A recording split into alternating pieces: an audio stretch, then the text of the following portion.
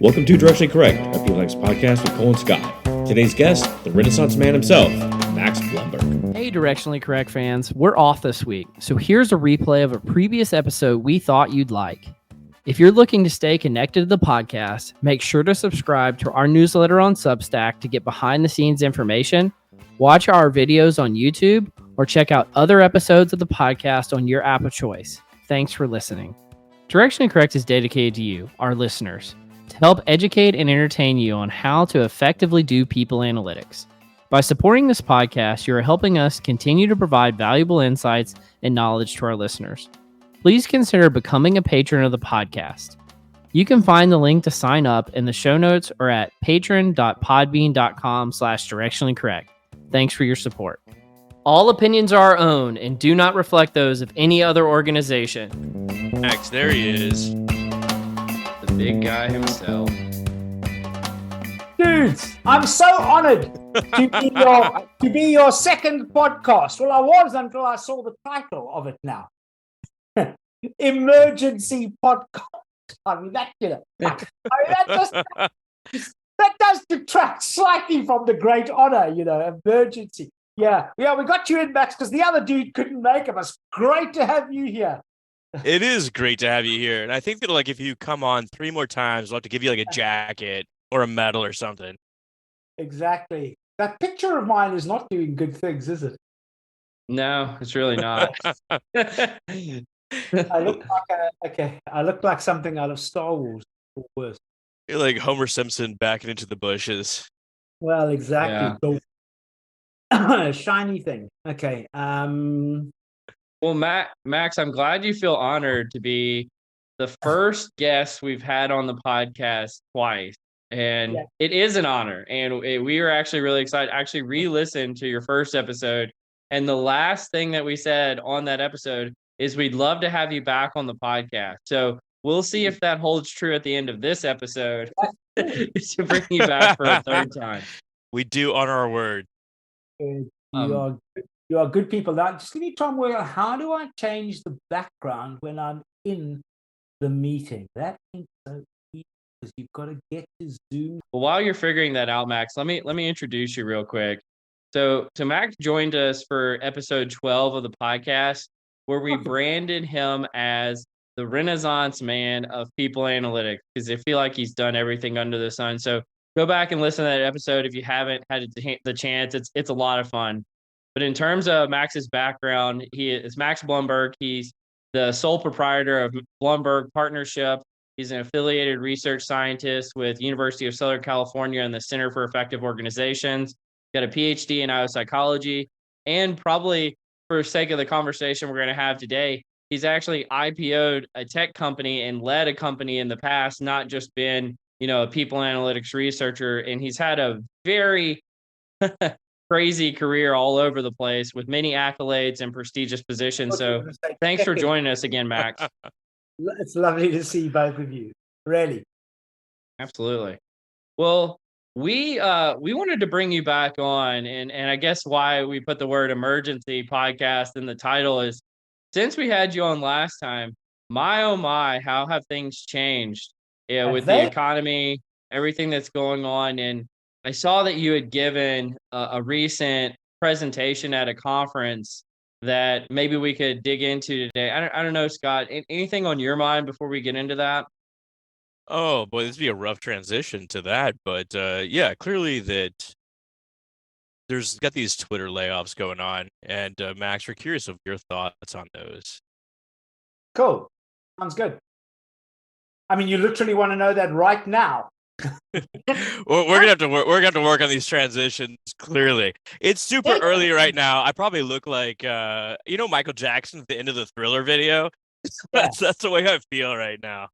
Okay. Yeah. So for those who are listening, just because of time differences from Max being in the UK, me being in the Central Time Zone in the US, and Scott being on the West Coast, it's actually like 7 a.m. Scott's time. And the coffee shops haven't even opened up yet. So this could be an interesting recording today for sure. Scott looks plenty awake to me from where I'm sitting. What's the required distance from the screen again, Scott? You on podcast number 2, you gave us a good lesson on that. I think that was a long time ago. I distinctly remember like reading this study while at the Munich airport. But it was essentially that the closer you sit to the screen, the more intimate that feeling. And so like people that are like 24 inches away, that's way closer than you would normally be in any other conversation. So thanks, Mac. Yeah, I do consciously like try and back away from the I screen. don't Just even get my relationship partners come within that sort of distance to me. So, I'm never Mhm. going to do it soon. Totally, totally.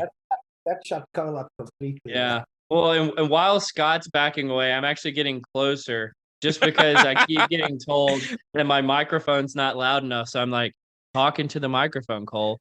Be very sensual, ASMR, do what the people want. Give them what they want.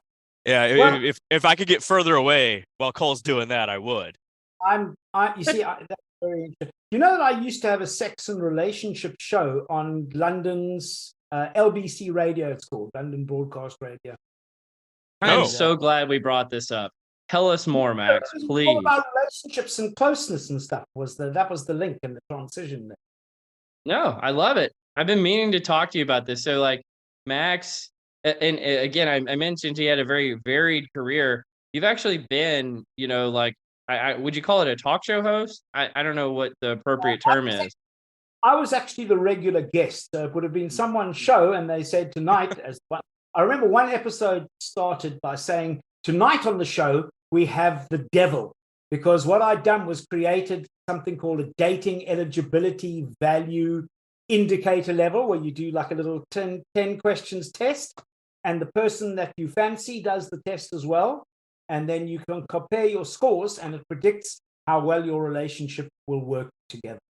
You were like the original Match.com.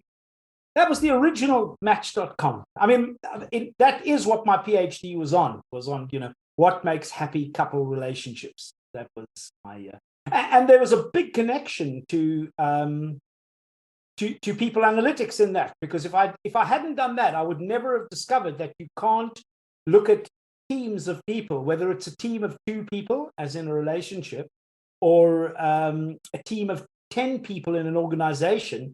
You can't use linear regression when you are doing that kind of work. You can't predict engagement scores or use engagement scores or look at team performance, because those scores are not independent of each other. And in relationships, it's really easy to see why.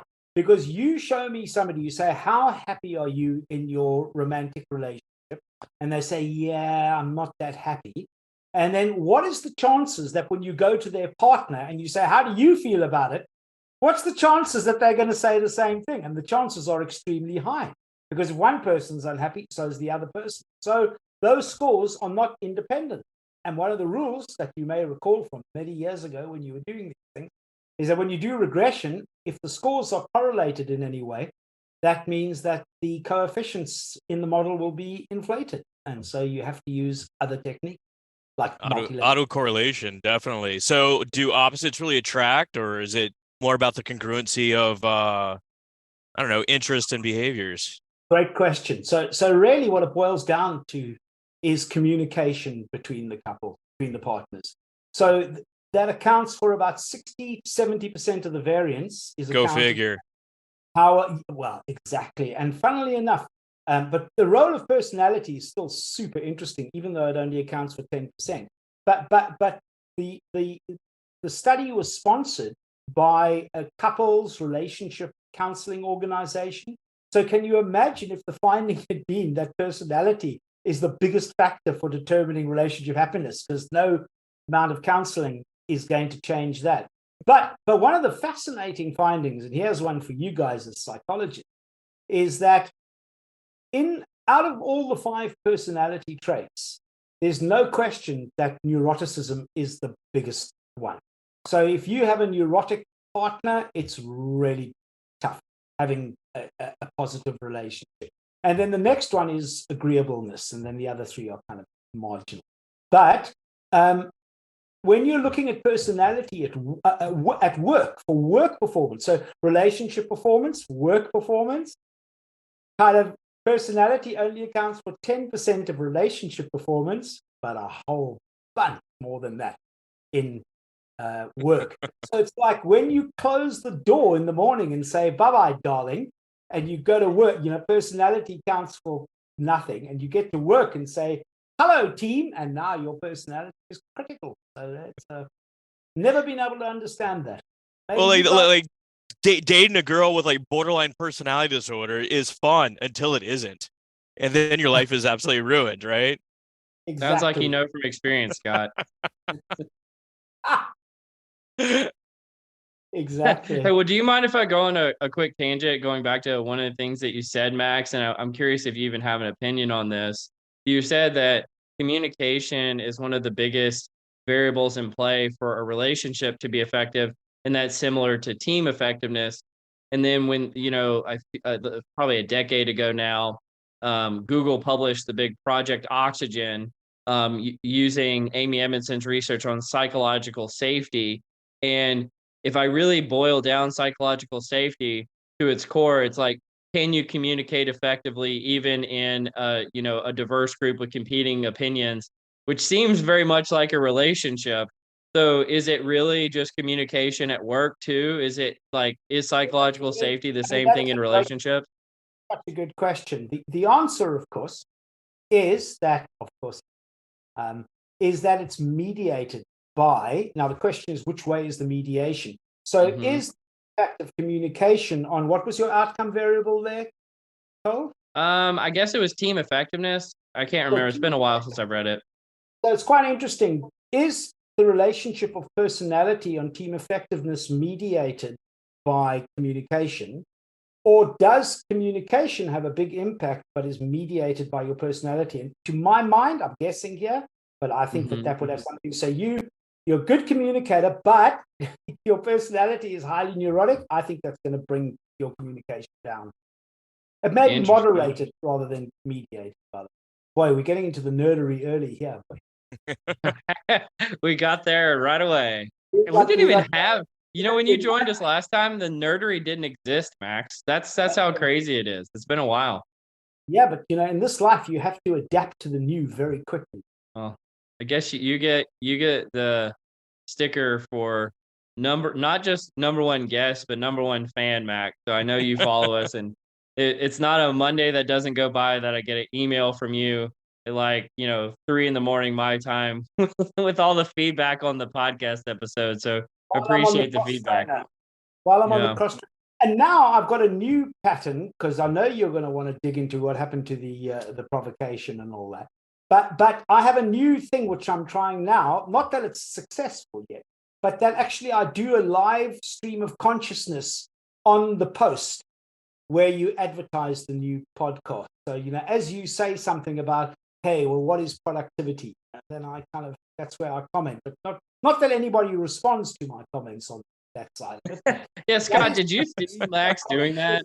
I did it on Craig's episode, and I was like, what the hell is going on here?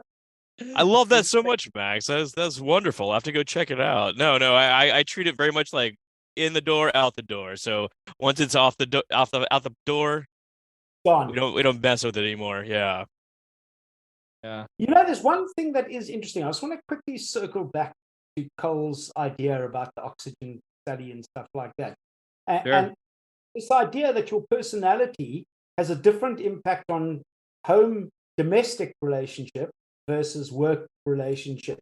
And I kind of wonder, is that because the outcome is mediated by work goal? In other words, work effectiveness versus emotional effectiveness, if I can use that term, at home. And the way you behave at home, because you're emotionally attached, personality has a different effect. So what I'm getting at here is that what happens if we brought more emotion into the workplace? Now, I know Cole gets very afraid when I talk about emotion in the workplace. Shut up, Max.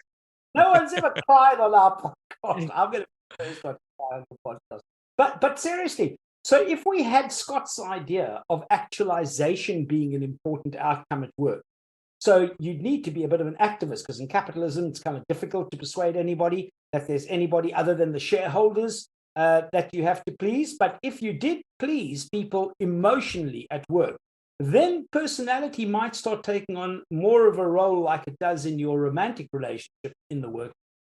And there wouldn't be such a distinction between work and home either.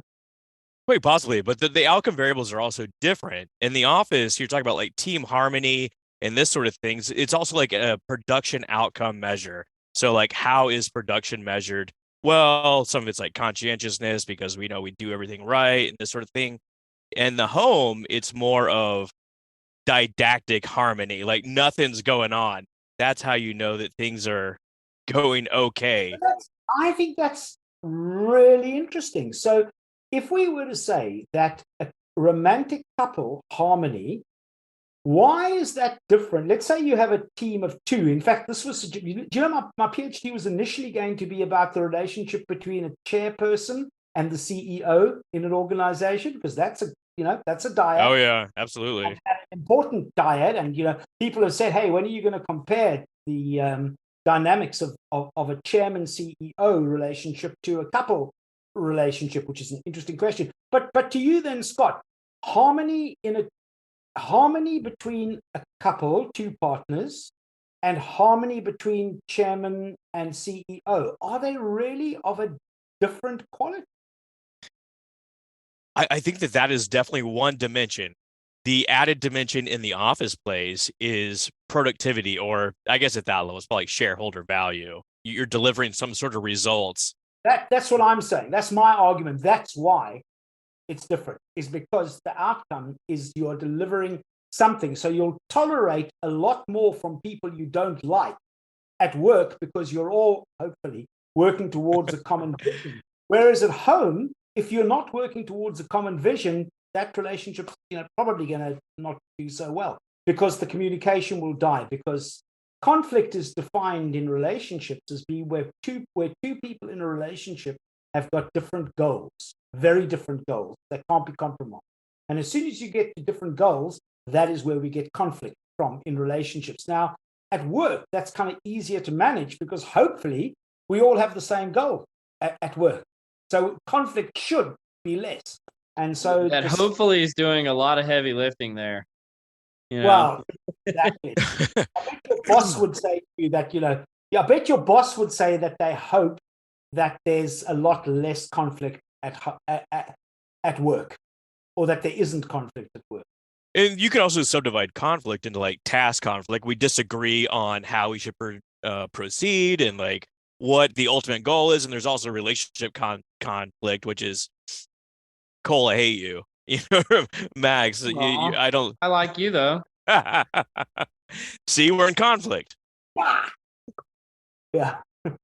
Yeah, no, that's true. I kind of define conflict as the stuff that makes your cortisol go up and your heart go, racing in a bad way. So, I mean, you could have task disagreement and your heart could still do all of those things.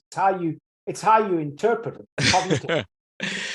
Anyway, there's people that thrive on that too. They love getting those situations where they're in conflict. Yeah, that's true. Yeah, I'm seeming to find myself more and more recently. I don't really know why. I'm not trying to get there. But I do have a question, Max. To something you brought up a minute ago about businesses being all about shareholder value, but then there's also kind of like what you might call humanist concerns about the employees, how they're feeling and all that, and those two things somewhat being in conflict. Because I follow your stuff, obviously. We've talked quite a bit. We've had you on the podcast. I think you're a brilliant mind. How do you personally, especially when you're consulting with organizations, how do you square those two notions? How do you know when to put on the red activist jacket that you were talking about earlier and when to focus solely on shareholder value from kind of a ruthless pragmatist perspective? I'm a consultant, Cole. I follow what my sponsor wants me to. So if my sponsor is really shareholder driven, I follow what the sponsor says. It's not my job to change the culture unless that is the job I've been given. But normally the job I've been given is to change a process or to instill some workforce capability into the organization. That's a real chicken answer on my part, isn't it? Yeah, but it is. It is. But the bottom line is we operate, and we can pretend as much as we want to on this podcast and amongst our mates that we really care about the employees. and that engagement and employee experience is really important. And, we even have a counseling stress line for our employees. Obviously we all know the only reason the counseling stress line is there is because stressed employees are less productive and make less money for the shareholders. There's no niceness to employees at the shareholder level. There just isn't room for it. If you introduced that formally in capitalism would fall down. It wouldn't be capitalism anymore. So I don't believe that successful companies, that part of their fabric is being nice to employees for the employees' sake. They are nice to employees. You sit down and you say, "Hey, Cole, how's your week going, man? How are the kids?" You may do that from a human spot, but there's every chance that some managers are asking you that because they know if they don't, Cole might leave or Cole might not work as well, etc. So I don't believe that organizations are geared towards employees being happy for their own sake so much as they're geared towards employees being happy for the shareholders' sake. Yeah, I have similar thoughts around corporate social responsibility initiatives where it's like, hey, it's great that you want to do things for the environment, this sort of thing, but in the end, it really feels like a marketing play to promote the company and this sort of thing. And there's two good examples of that, and it's there's a way to do it well, and there's a way to do it poorly. So like in Houston, there's Mattress Mac. He let everyone in. He has like just a million, mattress stores, this sort of things. During the hurricanes, he lets people in. They can sleep on the mattresses. Everyone loves him. They go buy mattresses from him. BP had an oil spill. They out in the Gulf of Mexico. They went out and cleaned it up, and then it cost them like $10 million. Then they spent like $50 million advertising how much good they did cleaning up ducks and this sort of thing. So that there's, in the end, it benefits the bottom line. Did you see that I South still Park? think about that South Park episode where he's like, "Sorry, I we're just so sorry. sorry." Lying in front of the fire. That was Yeah. Yeah. No, I agree, 100%. And well, isn't that what they call greenwashing, Scott? Greenwashing. I've never heard this term before. Oh, greenwashing is where you do something, you do something that you actually have to do, maybe like pay green taxes, and then Yes. you create a huge advertising campaign out of it afterwards. Say, hey, this is what we're doing for the planet. Well, no, you're kind of doing that for the planet because if you didn't do that, your directors would go to jail. So don't. It's like the stress line. You didn't put in the counseling stress line because you love your employees and give them extra hours off. You know that if you don't give them those extra hours off and flexible working, that they're going to join your competitor.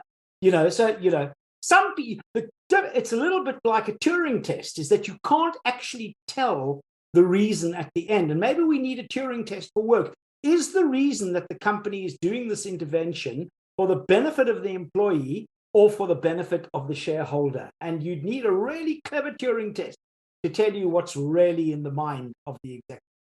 Well, I think this segues nicely into like the Twitter layoffs where Elon Musk took over a company. Now his money's on the line. He has to turn a profit, show some value from it.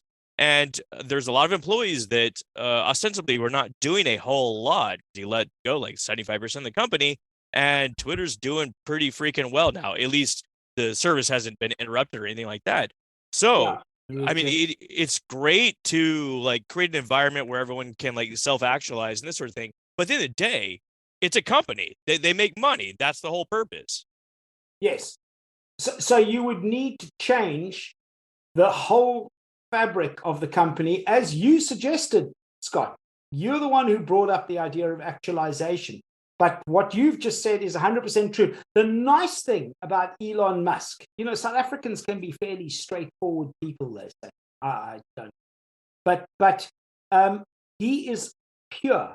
There's no messing around with Elon. So when Elon says something, generally that he means it. It could be because he's a little bit spectrumy in some ways, and so he can't hide it. We're sorry. He can't hide that. And so if you want to look at capitalism at its absolute best, Elon shows you what it is. And maybe Elon, do you guys, is Mad Magazine still going in the US? Do you know what that is, even Mad Magazine? I know what it is. I've never looked at it though. They used to have a show called Mad TV as well. It was based on the same thing. So there was a thing called a great series called The Shadow Knows. It used to come up every now and again. And for example, there'd be somebody on a date, and the guy would be sitting there saying, "Oh, that's so interesting. Gosh, you do flower arrangement on the weekends. Oh, gosh, that's so interesting." But his shadow, was leching. So the shadow knows what's really going on in the person's head. And with Elon Musk, you don't need the shadow to tell you what's going on. Elon just, he's at the date, he would be leching from day one. And so I'm with you, Scott. This could be a really short discussion, couldn't it? Because in a sense, we're all agreeing that organizations are primarily about shareholder value. And Scott says that the organization would collapse if it wasn't like that. We all kind of agree that you have to make a semblance towards people, if not to pretend that you like what they're doing, in order to keep employees happy. But there was those, I've forgotten the name. What was the name of the experiments with the lights in the manufacturing? Hawthorne. Hawthorne effect. And I read somewhere in the Atlantic. You guys ever read the Atlantic? It's fairly good. Sometimes. Detailed arguments. There's a really good article that said, discussed the role of HR in organization, and said that the Hawthorne experiments, as you know, they changed the lighting, etc., to see what would happen to productivity. And one of the key outcomes was that it's not the lighting that made much difference. It was the fact that people were being watched that improved productivity. And so that sort of finding, they say, was the birth of HR.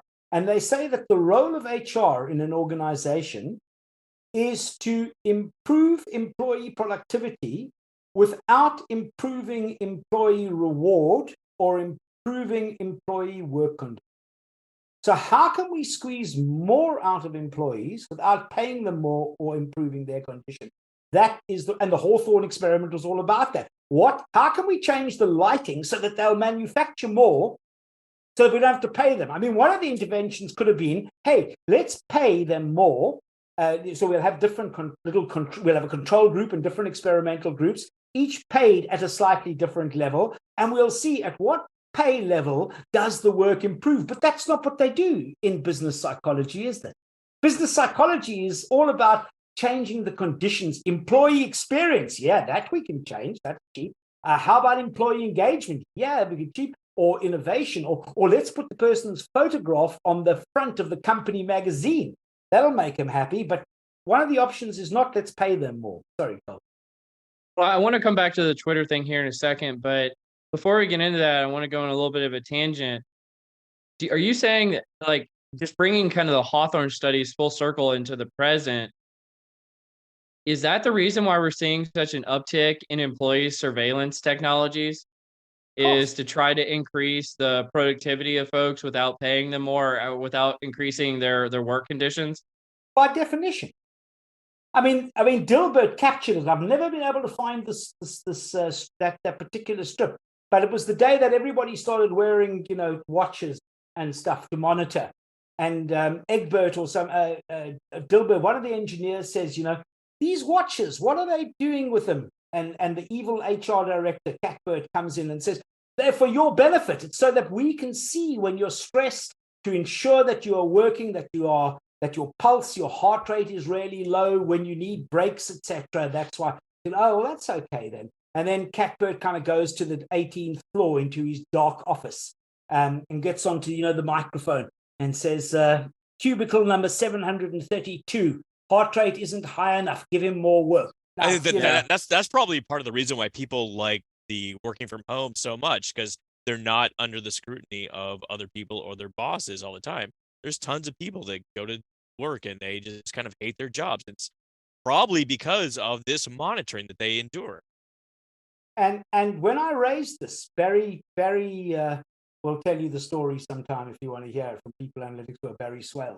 But I was on the stage in a conference with somebody from a watch company that shall remain nameless. And, they were saying, yeah, we can monitor how many hours you sleep at night and it'll be really good for you. And I'm saying, in what possible world can that, would you need to know that? The guy said, well, if you're an airline pilot, okay, how many airline pilots are there sitting in the audience today? So for most of those, it's not really the company's job to know how many hours and for your performance rating potentially to be measured on that. Did you know that most of the audience were Gen Y and maybe a couple of Gen Zs, and that they all disagreed with me? And I thought, what? I would have thought that this generation would be on my side, didn't want to be surveilled and monitors exactly as you're suggesting. But because I grew up in an age where we weren't surveilled and now we are, I can see the difference between living in a time where you weren't surveilled, and I can compare it to a time where we are. And I guess you guys are just about of an age as well, where you can also remember a time where you weren't surveilled. People who've grown up in the surveilled age, it's all they know. It's like lobster in the warm. Totally used Well, to it. you grew up, Max, and this is meant to be a double entendre before 1984, so good for you. Well, there was also serious consequences, like back in the day, to government overreach and this sort of thing into people's lives. And like as you mentioned, a lot of the Gen Z and millennials grew up with technology and haven't really seen any negative consequences from it that they're aware of. Like at most, it's better advertising towards them. One manager at a company that gave everybody Fitbits, I had a chat. I know them very well. People analytics manager, and I said, how do you feel about grabbing all this data about your employees? He said, Max, I can assure you that the culture of our company is such that we would only use it for their good. Funnily enough, Cole, you look up to the heaven like that. With this particular person, I actually believe them because I know them personally and they are very, ethical, etc. I said, you are X, but what about the person who's going to take over from you and has all of this data? So it's no good basing your ethics and integrity on the manager today. It's kind of, what's the manager in the future going to do with that data? That's the scare. And I think that is where Gen Z, I'm not the first person to say this. I'm not sure if they fully appreciate the implications of having all their data out there now when it's going to come to their future performance reviews. If indeed we're still having performance reviews, if everything hasn't gone outsourced, automated, gig, etc. You had a uptick in your heartbeat when the CEO was on the stage at the all hands. Therefore, you're high performing. Yeah. I mean, did you know, I saw a really cool study in the city in London, which is the equivalent of Wall Street, where they had an experimental group with bond traders, so guys dealing in kind of billion dollar bonds, and they were measuring their blood and their brain waves and stuff while they were trading in order to, and what would happen is if they didn't like what they saw on the brainwave and in the blood, you are pulled off the floor when your brain gets, literally pulled off the floor when your brain gets to a point that might impact your trading negatively. Now, you might say that's a good thing for my commission, etc. But we're now at that point where we are literally looking at what your brain is doing at work. And I mean, the silly example is a newspaper in the UK measured how many times everybody went to the bathroom during the day at work. That was stopped, thank God. Can I go back to something, Max? I think this is a really important point about the Fitbit example, but I think it could apply to any of the examples you just gave about like drawing blood or going to the restroom as well, which is if that data is being collected, regardless of the, let's call it the virtue of the person who's collecting it at the time. And I think this is kind of the transition I want to make back to the Twitter example is like, well, what if you have the ruthless pragmatist leader that comes into an organization and says, people analytics, I demand more productivity from your team, and I need it from your Fitbit or from drawing the blood or from going to the restrooms, or you're no longer going to be employed at this organization. What happens then? Like what should happen? What does happen? And I think because I it's really think this is a really important topic at this moment in time. It's huge. Firstly, I think it's already happening, what you've just described. I think it literally, people look at performance and are starting to get more and more objective measures of performance of people. And although they wouldn't admit it, I think they are using it to decide whether. So if I do a study for an organization, say I want to create, I love profiling. So when I'm profiling the ideal employee for a particular role in terms of various psychometrics and things like that, one of the things that I do is I guarantee all of the employees in the organization that I will be the only person who sees their individual data. And I can stick to that because I'm an external. And I can just say, I've promised everybody only I'm going to do it. But the second that they do it internally, employees don't have that level of protection. I have to in any ways because I'm a registered psychologist. So, that's, I would get into big trouble if I broke that promise. Whereas an internal employee, since there isn't a law against, that's kind of the restriction, which is why it comes back to the red jacket, is the activist jacket. You're not going to change that until the whole context, the law, changes around that. I have some faith in Gen Z, funnily enough, that they will change that. So when they start becoming the next generation of CEOs, maybe it's more of a hope that I have. Because I'd really like to see Scott's actualization idea be one of the outcomes that we look for. You ask the average psychologist, do they know how to measure actualization? The answer is probably going to be no. Well, the thing I think about is like, I just wish this discussion was happening in more forums than on this podcast, right? I just don't see it's like such a relevant issue to what's going on in the world, and it's not being discussed, or if it is being discussed, it's completely behind closed doors. And I believe that sunlight is the best disinfectant, but we've kind of gotten heavy here for a second. I think we should lighten it up a little bit. Max, I think we've got some rapid fire questions for you. Do you want to take a shot at those? Sure. What I love about Max is like we came in with a modest agenda and he totally blew it. We went totally off the rails. Can I just respond to Cole's last comment about please do. Got kind of heavy there, and you'd love to have sunshine and sunlight on the thing to make it open. I'd love to see you try doing that with a bunch of employees. Who would be stupid enough to open their mouth as a senior employee? Sorry, if you're unionized, different story, because you're going to say what you think anyway. No, nobody who's not in a union and in a reasonably good position, who's earning a nice salary, who's got kids to put through college, etc., who's going to open their mouth and say, yeah, we should change the social fabric and the law in the context of the thing. Okay, that's the end of the darkness. Okay, fair enough. Let's head to the light. Okay, so Max is a Brit, so we got a very British version. I'm South African born, by the way. Yeah. Oh well, shit, man, I messed this all up then. Have you ever seen the documentary "Waiting for Sugar Man"? Searching for Sugar Man.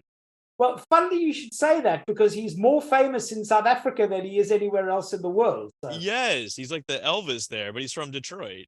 Is he the Elvis? Is that how you name Sugar Man? Very good. All the colors to my dream. Yeah. Him. Okay, so I don't know if I can substitute South African stuff in here, but okay. First one: British Museum or British pub? What's the second one? British pub. Oh, museum. Museum every day. No question. Okay, a dapper suit or a tracksuit? Tracksuit. Tracksuit. What about you, Cole? You want to dress up or sweatsuit? Sweatpants? Trying to think. I mean, if I based it on probability, it's probably the dapper suit, just because I don't think I even own a tracksuit. Okay, Max. When you're at line at Tesco, do you talk to people online or just leave them alone? I did when I came here. I've now learned to shut up. Same in Seattle, boy. Coming from I can Texas. beat that though. I can beat that kind of when my mum from South Africa came to visit me for the first time. So when you get off the boat and you're very fresh in a new country, you kind of don't know anything about the culture. And so mum, bless her, 70, 75, whatever it was, gets on a tube, the city tube, the same kind of Wall Street type that we were talking about earlier, and everybody's in their sort of suits because like 1997, and they're very unhappy looking at their papers, etc. And mom's just speaking to everyone, which is rule number one. Ever. Isn't this exciting being on a tube underground to these people who are like being carried to the death camp daily? You know, and she said, isn't this exciting? One person had mercy on her and smiled and said, yes, it's lovely. I relate to your mother immensely. Coming from Texas to Seattle, people here don't talk. Seattle you want freeze. to talk and be nice to, yeah, exactly. Okay. Do you trust Doctor Who? I can't stand Doctor Who. Really? Really? I'm not. Can't. I don't know. I think I can't. I was going to say you had to be born here, but then you weren't, and you love Doctor Who. So why do you love it, Scott? I love the 2005 to current version, but the 70s version, well, I guess probably 60s. It's a little low budget and hard to follow, honestly. But you just need a phone box kind of thing. Cole, do you even know who Doctor Who is? I was going to say, Cole's got that that look on his face. You guys, you're always talking about stuff. Actually, I do know who Doctor Who is. I've just never watched it. Okay. You know, isn't it just so make sure I'm sure it's the main character changes every season, right? That's the only thing I know about the show. He morphs definitely whenever the characters kind of run its course. Okay. If I were to say that Cole thought that Doctor Who was Pete Townsend, would anybody find that understand? Oh, see, somebody gets that. That big 70s hair. That's the old, yeah. Okay, like on the musical tip, the ultimate British question: Paul McCartney or John Lennon? Oh, this came up in one of your very early podcasts, the Beatles. That's a tough question. Oh God, that you're really making me choose between chocolate or kind of, well, I like. So on the Paul side, you have like Let It Be and I can play most of their music even. Really? Yeah, I have a recording studio up there. Max is also an old musician as well, which we have not gotten onto in the podcast either. I did not know that. He's a musician rather than an old musician, but yes, I let that one slide. Well, I was referencing your You're not a young musician or an old. You're I was referencing your short bout of fame as being a musician, Max, not your age. I understand. If I have to choose, I would say John, because he was kind of deeper and more mysterious. Ooh. And I like the mysterious. Paul's great, but kind of surface, romantic. I enjoyed his work in Wings, just for its, I still play Wings very loudly, 1985.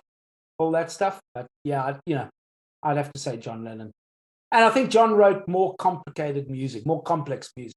He did, and his life was obviously cut short, and we don't know what would have happened. Yeah, that's later true. on. But you wanna do some nerdery? Let's do some nerdery. John Ono, yeah, Mr. John Ono. Let's see. Check this out. Okay, so this goes along with that Tesco question. So a survey went out, 50,000 responses to a question of how many people do you talk to and how does it relate to personal life satisfaction? And the finding was the more people you talk to, the more satisfied you are with life. Yeah, the more people you talk to, the happier you are in life. And it's even beyond number of close connections that you have. So like even just talking to people in this line at the grocery store has a great impact on your overall life satisfaction. I think it's true because I think it's built into our genetics. Human genes are social genes. We're born into relationships, we live in relationships, and we die in relationships. And people who don't are going against what the genes tell them to do, and therefore they are less in tune with the gene. And therefore, just to extend that point, Mac, if we weren't social creatures, what you would find in like the rainforest and in like the undiscovered parts of, the world is a lot of hermits, people Yeah. living by themselves and thriving instead of communities, which is what you do find. And so Yeah. it's completely invalidatable to say, we are social creatures. One of the things I actually really like about what you shared, Scott, is it's not just that you have more connections versus less connections. It was the variety of types of connections. Like you might even call it the diversity of connections that really led the most to like that satisfaction, which I thought was brilliant. But We see this in a variety of our network findings as well. Specifically, that people that are clustered onto teams and don't have any other outlet are unhappy and they leave organizations. And I think this might be part of what's going on with the Great Resignation. We all went into this like pandemic sequestering sort of mind frame, and we lost those connections to outside folks that you didn't see in the office anymore. But here's the thing: our brains were evolved on the Pleistocene, Yes. and they would have been evolved. They are evolved to a certain critical size of group, like span of management, sort of thing. Now, because of being online, the numbers that we have to deal with socially, etc. Our brain is not geared to those. I mean, our brain is not geared to a whole bunch of stuff. So we are geared to seek out information from around us for survival purposes and for mating purposes, etc. But what happens to a brain that's designed for that much information to go onto Instagram and Facebook and whatever and be faced with that much information? What happens to the brain? Well, we do know that the right amount of information generates some dopamine, which is what you've just described. You speak to people in the supermarket, get a little dopamine rush. What happens if you take that dopamine and push it off the scale with social media? At what point does it become dysfunctional? And how many million years of evolution is it going to take for the brain to catch up? So my advice generally, and I've written quite a bit about this and done quite a lot of TV work on this, is that kids, especially kids, should be restricted in the amount of stimuli that they get from social media to try and keep it in line with what the brain is. Once they're not kids anymore, it's up to them. You can say, and this is not a control freak thing for your kids. This is just saying, I am going to try and keep your stimulus levels to what I think the brain was designed to do. And that's it. And one interesting thing that I saw is that, did you know that kids from very wealthy families that go to kind of the private schools, etc., they are very restricted in the amount of social media that they're allowed to consume. So they have a specific, tend to have, at Eton boarding school in the UK, that there's only a certain number of hours of social media that you're allowed to do. Whereas kids who are not from those wealthy, successful, big backgrounds, they have unlimited. And what that does is it creates a set of haves and have-nots. And these are the consumers for these people here, because they are not reactive. They are proactive producers. This group, because their brains are so dopamine, tend to be consumers. So I think that's contributing to the world we're seeing. Sorry, Scott. No, I think that is a really interesting point. There might be like a third variable there. So like you see these studies of like the more books that are in the house, the better the child is when they actually finally develop. And this may speak to just ability and time to parent. So if you're, lower income, lower earning, you don't have necessarily the same amount of time and effort to monitor social media. And I don't remember what the answer was, but when you have this huge group of people, are kids today, because I don't keep up with this, not my field anymore, but do kids today still maintain an inner circle of intimates, like, 10, I had 4 or 5, one bestie, 4 or 5 inner circle, 10 outer, and then the world. But is that still a meme with up and coming generations? Is it a thing? I don't know. Interesting. It is an interesting question. That would really change the fundamental fabric of society if it doesn't exist anymore. But I do not know the answer to that. I also I hope someone's researching it. just like as a tangent of this, like I wonder about the role of like video conferencing too. In the sense that like some people are better at it than others, and that's going to fundamentally change the way we rate performance and how we work together. And like over time, like I mean, throughout the day, a single day, the more meetings that are get stacked up, man, get worn out. But there's got to be people out there just like wildly energized by it, and they're going to thrive. Well, that's what I was thinking about the research article. It seems like a moderator to what they found could be are these interactions via technology or are they in person? Right? Because I interact with a lot of people, Yeah. like a vast variety of people, but it's all virtually, and the only people I really see are my family. And so I wonder if that has an impact on my life satisfaction. I imagine it wouldn't matter because like it's all about exploration and changing, or pardon me, sharing ideas with one another. And to Max's point, the more fluent families, they do engage in a lot more exploration. They visit more diverse places. They have a lot more access to weak I mean, tides, if you will. that's really interesting. I mean, there is research that shows that happiness levels of kids is going down, and I don't think many people dispute that. The question is why. Are we using different measures, maybe? But one of the theories I've had, and I've looked for research on this, and I haven't found it. To Cole's point about having so many meetings and conferences, if you've got two salespeople trying to sell something. I think instinctively, a lot of us would probably feel that the one in person is likely to make the sale. And I still think that pheromones have got a role to play in this. Oh, please, Pheromones. let's not get into this. Okay. Max was saying the creepiest thing to me the other day about like sending people's sweaters so you could smell them before you meet with them. I was like, Jesus, Max. There Come was There's on. something to that. There's something to that. No, they got it. I mean, they did the research about attractiveness and smell. So they had people anonymized, and you had to send your sweat in, and then a potential partner, smelt it, and then they decided whether they liked you, and then they looked at your photo, and then they looked at all the interactions to see, which is more important, the pheromones or the looks of the person that you're doing. But I mean, I am an evolutionary psychologist. Whenever I'm in doubt in psychology, my basic thing is, people say, you're a psychologist, what am I going to do next? And I say, I always just say, what would a dog do next in that situation? Because we are dogs, with a thin veneer of social. And we know that pheromones are important and they exist. If pheromones were important 1,000,000 years ago for attracting people, there's no way that they're not critical a mere 1,000,000 years in evolution. So there must be something that you're not getting from all of this virtual in terms of pheromones, and that could well explain why people are unhappy, and maybe we need pheromones to be happy. And to your point about the social media, like we grew up, or we evolved on the savannas in the small social clusters that traded when they needed to, and now we have a little box in our hands that can give us access to anybody in the world at any time. It's got to fundamentally change us. We weren't But evolved to if you speak to a behave like 22-year-old, this.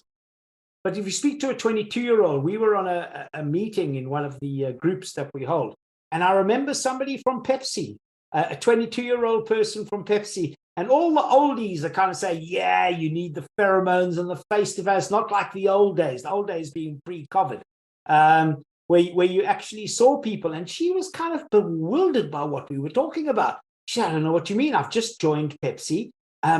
I've met people from all around the world on Zoom. In fact, they're more inclusive in Zoom meetings than they are in-person meetings, because if there's a picture on the screen of somebody who hasn't spoken for a while, the leader will say, what do you think, X, etc. And so she didn't get it at all that in-person meetings are better. So this is a great controlled experiment in evolutionary psychology that we're living through. And I believe that we will evolve into this will influence our evolution of the human state, without a doubt.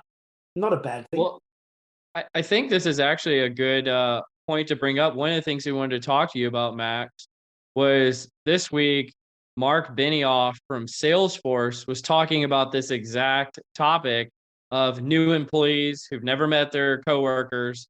And because Salesforce, pretty famously made one of the big proclamations that they would never have to come back to the office. And that they were going to be, so enlightened as an employer for doing so. And now Mark Benioff is coming out and saying new joiners to the company are systematically facing lower productivity than people that have been with the organization before. And he attributes this to folks not building tribal knowledge because they're not working with others in the office and perhaps smelling their pheromones. I don't know. But laugh if you will, but I tell you, there's got to, may not be the pheromones, but there's some, what is it that you get from being in the presence of people that you don't get with a camera?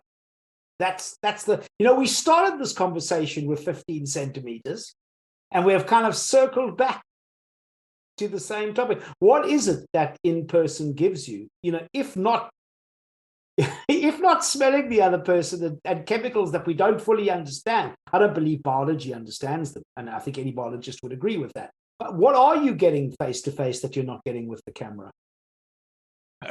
This is something that Michael Arena was on super early and super worried about, and I think we're going to see this in other organizations as well, that what you get in the organization is this sort of constrained environment.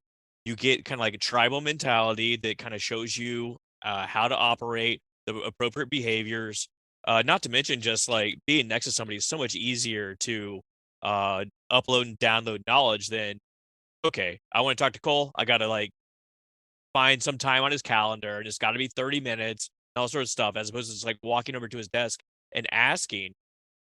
So that tells us, that's a great descriptive statistic that you've provided there. It doesn't say why you can't get that on camera.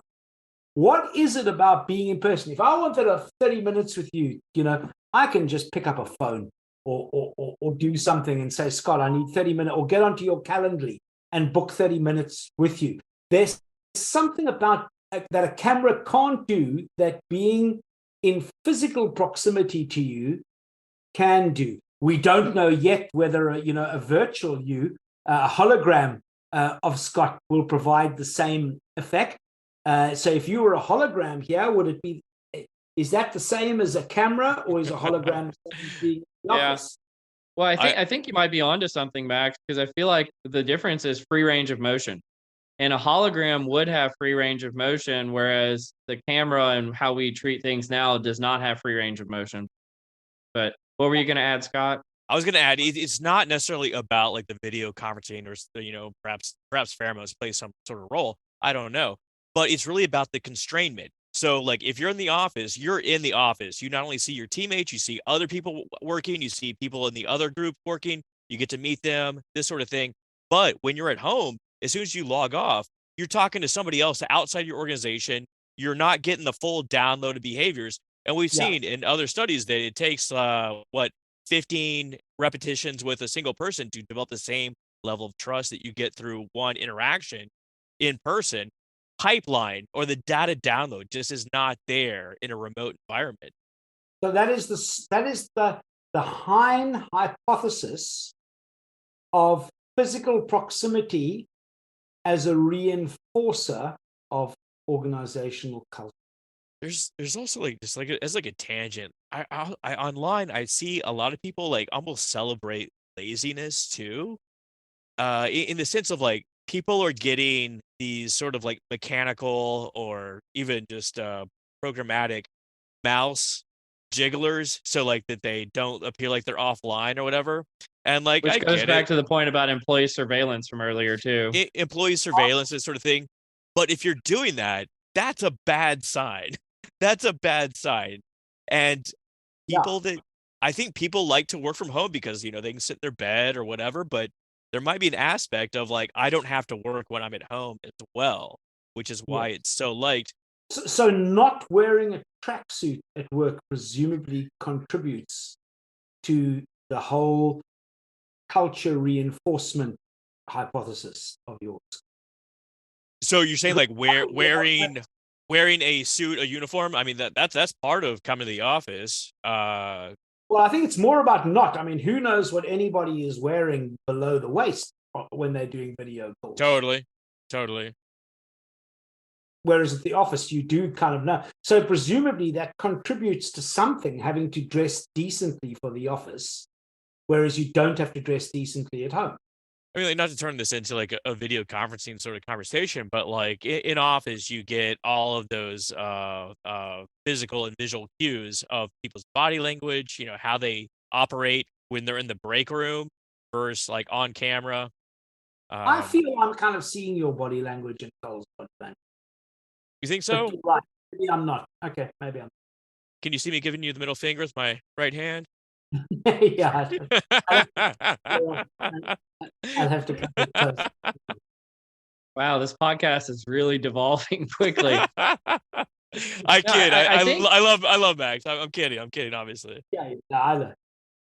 I don't know if this is an add to the conversation, but one of the things I always think about is this concept of like a few bad apples.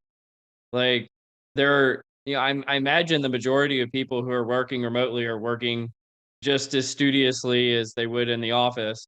But then there's a few bad apples who ruin it for everybody, just like in many contexts, there's a few bad apples. And so I just wonder, there's probably like a Pareto principle thing at play here where like a small number of people are accounting for the vast majority of bad behaviors or something like this. I don't even know.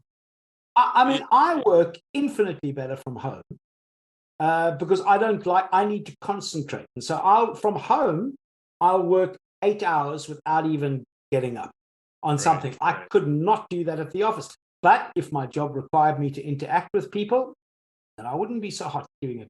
My work doesn't usually. In fact, bosses always say, Max, we'll pay you more if you don't interact. I will say, you see, this is like an entire empty floor right now because it's early in the morning, but it's like the size of a football field. There's a million desks, whatever. And last week, I'm sitting here and someone came and said, to my right, like, okay, that's kind of weird. And then someone came and said over there. Sorry, right next to you. Well, like there's like dividers here, and they said like in the next little section over. Then like someone came and said over there, and then someone came and said over there, and then someone came and said like right behind me. I'm like, what the fuck is going on? Like is like a team, then they've taken over the entire floor, and so like I got up and I looked. Humans are social creatures, Scott. I guess so because I looked, and there's restaurants as well. There's one table here. There's an empty restaurant, and then another couple will come in, and they have to sit at the table next. Why? Exactly. And I was like, I'm trying to be alone here. What the hell, man? Yeah. I'm trying to be socially alone. Well, they're trying to be with other people. That's why they came into the office, probably. Exactly, but the entire floor was empty except for this one section. Like, why are you sitting next to me? And they're clustered, is what you're saying. Yes. Well, Max, I got a question for you. Do you think Scott, in his explanation a second ago, where he was raising his voice to explain why this is weird, did he sound more persuasive, perhaps? When he raised his voice? Yeah. It was unusual. I mean, Scott does sometimes. All right, this is turning into a terrible transition. Okay. One of the things that we wanted to talk to you about today is we found an article that talked about people raising their voice in attempt to be more persuasive. And so, yeah. And so it says our natural inclination is to, when we're trying to speak more persuasively, is to talk louder and overall with more variation and volume in your voice. This is an article called How the Voice Persuades. And I thought this was so funny because it reminds me of my family growing up where everybody was always talking a little bit louder than the last person to try to convince them of some point that was going on at the house. And so it was like at some point, everybody's just yelling at each other, trying to convince each other that, they're right about some particular topic. So I found this research to be hilarious. Do you find this in yourself, Cole? Like, do you Oh, think yes. that yeah. Very much so. It's cultural as well, though, because if you're in the Mediterranean, you've just been there, Scott. You know what I'm talking about. Yes.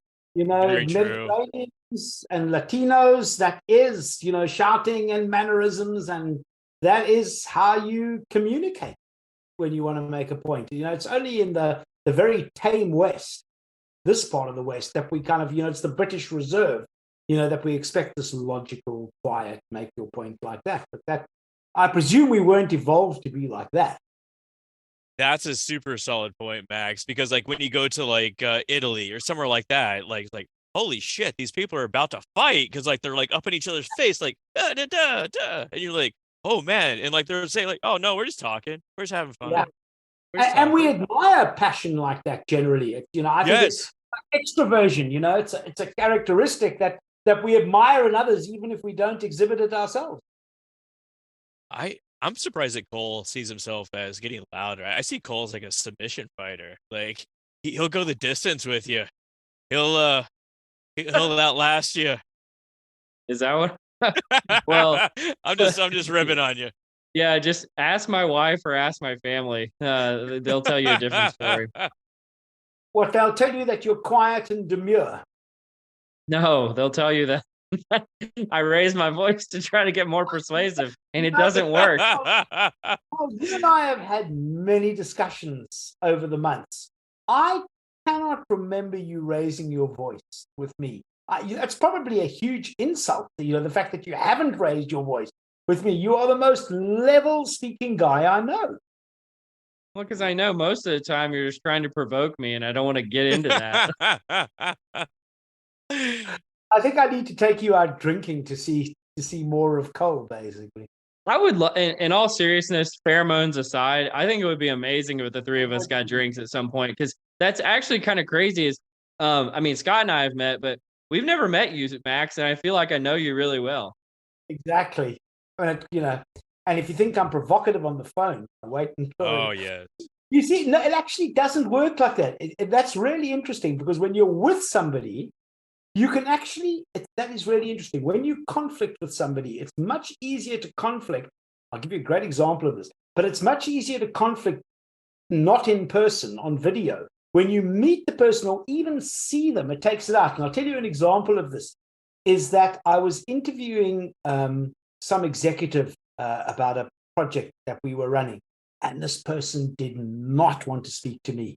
Busy, you're coming in here, you're running the organization, which meant they weren't going to be boss anymore, etc. And the line kind of broke up, and I said, do you mind if we switch this to a Zoom call rather than a mobile call? And so we switched to Zoom, and we could see each other, the entire tone of the conversation. Delighted to help you, rational answers, and in person, next level, it would have been even better. So there's definitely something about the anonymity of not being seen, then having a video, then being in person. You see this on like social media. Like people say the most vile things you've ever read on social media, but if you had to say it to someone's face, you would never do it. Yeah. There's a pub. There's the pub example. The internet as being a large pub. Is that people, there are certain things you would never say to somebody in a pub that you would say even on the internet, for example. Yeah. People are jerks. I don't know. How about we wrap it there? I mean, I feel like this has been one of our more stream of consciousness episodes, but I think it's going to be fun for the audience. So, Max, thank you so much for joining us for round 2 on Directionally Correct. We'll see if there's a round 3. I don't know. Scott, any final words? That we plan to discuss about techniques for people analytics people to raise their visibility in the organization, the 6 steps that you need to follow to get your function to be known. That you mean that? Max, you blew up the agenda. You can't put it back together. We had things we wanted to talk to you about. It's too late now. I don't know. Scott, sorry. Scott, any final words? Max, we'll get in a pub, you, me, and Cole someday, and we'll say terrible things to each other. Cannot wait for that. Yeah. Absolutely. Cool. Well, thanks so much for joining us today. You've been listening to Directionally Correct, the People Analytics Podcast with Cole and Scott. Thanks, Max. Festivities. Have a good one. Stick around for part 2, where we actually talk about people analytics. So the whole idea of people analytics is to create a set of workforce capability. And it doesn't matter what you're doing in people analytics, whether you're creating a dashboard, writing a program in R, whatever gives you your jollies in life. If you can't convince somebody that leads to a workforce capability that your organization needs to deliver one of its business outcomes, you are not doing people analytics. You are having What are fun you doing? with technology. You're having fun. The reason you went into people analytics is presumably because you enjoy R, in your case, Scott, and my case as well. And I enjoy multi-level modeling and complicated statistic techniques. And as a consultant, if somebody wants to pay me to write a meaningless multi-level model, it's been done. An organization came to me. I'll tell you, here's a great example. Said, Max, this is an example of why people analytics needs to be strategy-led and not data-led. Whenever I see this expression, data-led, I want to go nuts, because it's not starting with the business. It's business-led or strategy-led. And some organization came to me once and said, Max, could you please trawl all of our learning and development data and show us that the huge investment of $20 million a year that we're making has some positive outcomes. And I said, well, that's not the way to do it. You're asking people to look for random correlations in your data, which may or may not exist. And of course, I didn't find any. There's no way, that you're going to, 0.2, with a P of like point or something like that. And that was, and they paid me for it. Certainly they bought my time, but that wasn't people analytics. That was tinkering with numbers, and I had a lot of fun doing it, and I made lots of spectacular graphs, and they loved it. He went and showed it to his boss and said, look at this, boss. The guy said, wow, those are so colorful and so round. Well, mind you did have some pie chart. What would have been the how should have gone down? How should have gone down? Should have gone down by somebody saying, Max, we're really interested in finding out what are the drivers of productivity, or Max, what are the drivers of sales in the organization? And I would have looked at the drivers and gone through talent management, leadership, and I would have gone through a whole bunch of workforce capabilities, efficiency, retention, and I would have looked at each of those, and I would have said, right, I would have put together a nice regression type, more like might have been able to use regression, a nice regression model, and I would have said, right, what is the R squared of that model? Does it contribute to those? And if the answer is no, then we know that those things are not the right things for generating the business outcome of productivity that they're looking for. But today, as Elon Musk is very keen to tell us, we are not starting with the business outcome like the productivity or the customer growth, etc. You've got people in technology in particular, it's not just people analytics, IT, who love IT. That's why they went and studied IT at university and do this stuff. And then they come to work and they play with whatever data is available. Sometimes they'll generate some new data if they're not looking at what's in Workday or SuccessFactors or whatever. But mostly they play with data. They get very good effect sizes and very low Ps and stuff like that. And they present it to somebody, and somebody who also doesn't really know much about the business strategy looks at it and says, wow, what a significant result. And you say, well, can I connect that to a business outcome? I mean, it's very nice that you had a great week, a great month, a great project, but what's that done for us? And I think that's the issue with people analytics. Yeah, productivity for productivity's sake. And I think like back to like the work from home sort of deal. You saw like an uptick in productivity when people left the office, and I wonder if like some of that is just them, shuffling papers around. Like to your point, like it's not really linked to anything. You create a dashboard, no one uses it, but you spent all this time and all your 40 hours in your week is all gone. You were productive. Yeah, but there's no single definition for productivity. True. That exists today. However, given any person's role, I will hypothesize, and I mean, in my own organization, everybody had a productivity measure of some sort, and they had to work to it, or they had to convince me that it was the wrong productivity measure for them and that we needed a new one. And so one of the first things I do with teams is to say, what can I measure you on, please, and make it the employees from day Do you one. mind if I go on a quick diatribe here? Because like I have really strong feelings about this. Dude. And so one of the things we wanted to talk to you about today, Max, was your People Analytics Camp presentation. I also had a presentation at that conference as well. And during the Q&A session with the moderators afterwards, they asked me a question about what we're talking about right now, which is like the productivity of people analytics teams and kind of how do we justify our existence. And I said, when I led people analytics teams in the past, I always had a figure that we literally calculated to try to pay for ourselves 10 times over every year, meaning add up all the salaries, all the technology spend, all the resources together as the denominator of how much our team costs, and then show the ROI of all of our projects stacked on top of each other. And if you stack all those projects on top of each other, that it should pay for itself 10 times more than our team cost. And the moderator asked me, he said, do any other people analytics teams do this? And I said, not that I know of. I've asked other people and I've extended the challenge to other people to do this. And hopefully this podcast can serve as an extension of that challenge. I even talked with somebody about it yesterday as an idea. They said, they were like, hey, we may be getting cut with layoffs. And Cole, what would you do? And I said, show the ROI of yourself, try to pay for yourself 10 times over and see if that, creates traction with your leaders. So that's my prescription, because it's going to be really tough for the CEO of an organization to cut a business unit who's paying for itself 10 times over. And the thing, and here's the real fear. Here's the real fear, because this is where the diatribe will end, is that a lot of people analytics teams know that they're not doing work that will pay for itself. And that's the zinger that I want to leave with. And I'll turn it back over to you, Mac. No.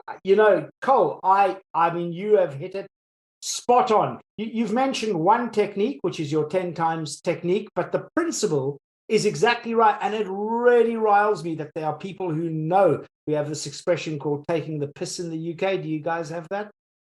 They know that they are, well, you can imagine, that people know that they're taking the piss in people analytics and not doing it, and that they're playing around with toys.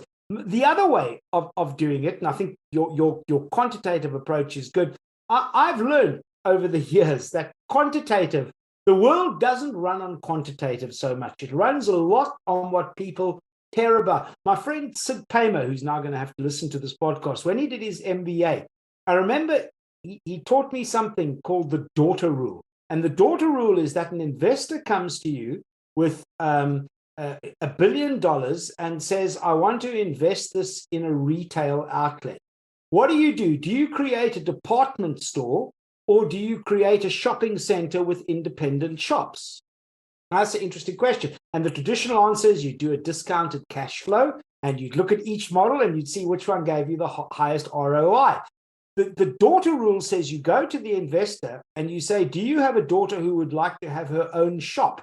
If he does, then you build a shopping center with individual shops. And if he doesn't, then you build a department store. And that's how real business decisions in the world are made, is family and those relationships. Emotions drive far more of what happens in this world, political affiliation, than a pure set of numbers. I mean, clearly, if the shopping center had an ROI gap of 40% lower than a department store, there might be some debate. But when there's not a whole lot in it. And so I would extend your approach, Cole, by doing what Oliver does so well. And that is developing a relationship with that executive and getting to know them as a human being.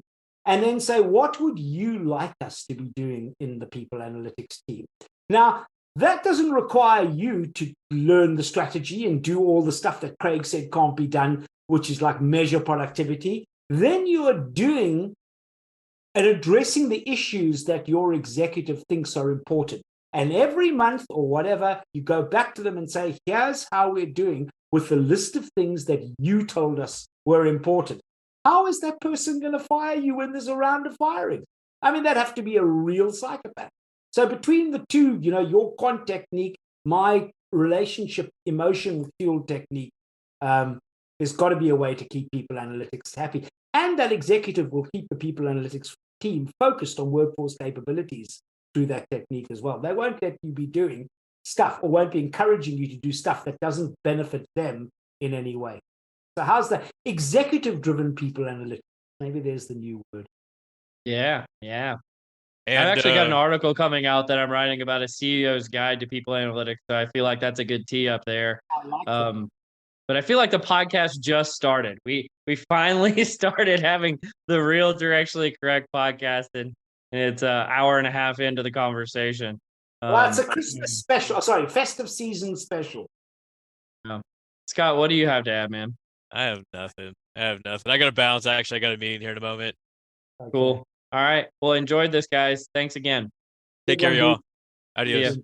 Bye.